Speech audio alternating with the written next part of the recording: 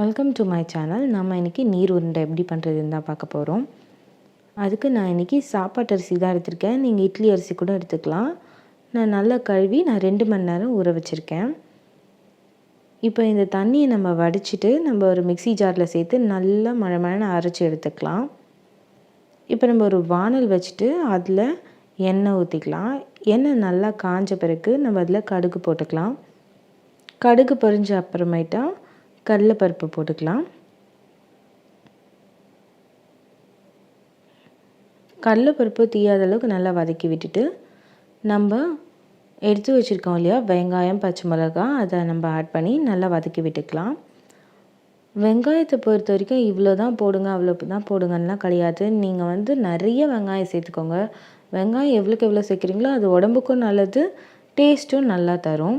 பச்சை மிளகாய் நான் இன்றைக்கி 4 பச்சை மிளகாய் எடுத்திருக்கேன், ஒரு சேரு அரிசிக்கு.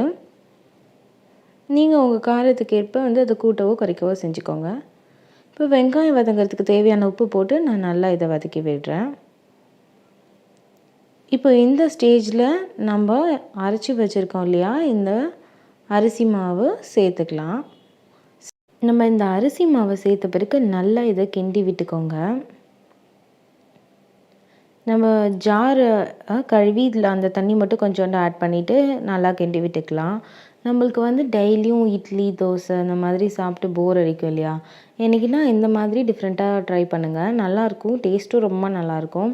இதுக்கு நீங்கள் மொதல் நாள் காரக்குழம்பு இதெல்லாம் வச்சு சாப்பிட்றதுக்குள்ள இன்னும் நல்லா டேஸ்டியாக இருக்கும். என்னோடய வீடியோஸ் உங்களுக்கு பிடிச்சிருந்தா லைக் பண்ணுங்கள், ஷேர் பண்ணுங்கள், மறக்காமல் சப்ஸ்கிரைப் பண்ணுங்கள். இந்த மாதிரி நம்மளுக்கு நல்லா கெட்டியான ஸ்டேஜ் வந்த பிறகு நம்ம ஸ்டவ் ஆஃப் பண்ணிக்கலாம். நம்மளுக்கு அந்த குழன்னு அந்த மாவெல்லாம் போய் நல்லா கெட்டியாக வரணும். இப்போ நம்ம ஒரு இட்லி பாத்திரம் வச்சுக்கலாம். இட்லி பாத்திரத்தில் தண்ணி ஊற்றி நல்லா தண்ணி கொதிக்கட்டும். ஏன்னா நம்ம இந்த மாவை உருண்டை பிடிச்சி நம்ம ஸ்டீம் பண்ண போகிறோம். இப்போ நம்ம உருண்டை பிடிக்கலாம். இது ஆறின பிறகு தான் உருண்டை பிடிக்கணும்லாம் இல்லை. நீங்கள் கை பொறுக்கிற சூடு இருக்கும், அந்த டைம்லேயே நீங்கள் உருண்டை பிடிச்சிக்கோங்க. உங்களுக்கு எவ்வளோ பெரிய உருண்டை வேணுமோ, இதுதான் மேக்ஸிமம் உருண்டை. நீங்கள் மினிமமாக கூட சின்ன சின்னதாக கூட பிடிச்சிக்கலாம். இந்த மாதிரி உருண்டை பிடிச்சி நம்ம அந்த இட்லி தட்டில் வச்சுட்டு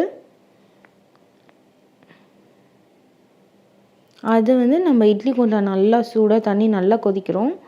இந்த மாதிரி கொதிக்கக்குள்ளே நம்ம இந்த உருண்டை பிடிச்ச அந்த இட்லி தட்டை இதுக்குள்ளே வைக்கலாம்.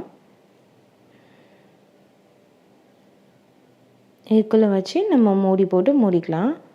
இதை கரெக்டாக 10 நிமிஷம் இட்லி வேகிற அளவுக்கு வேக விடுங்க. இந்த பிறகு பாருங்கள் இவ்வளோ சூப்பராக ரெடி ஆகிருக்குன்னு. இது நல்லா உள்ளேயும் வெந்திருக்கும். நம்ம வானல்லையும் நல்லா வதக்கணும், இதுலேயும் 10 நிமிஷம் நல்லா வேக விடணும்.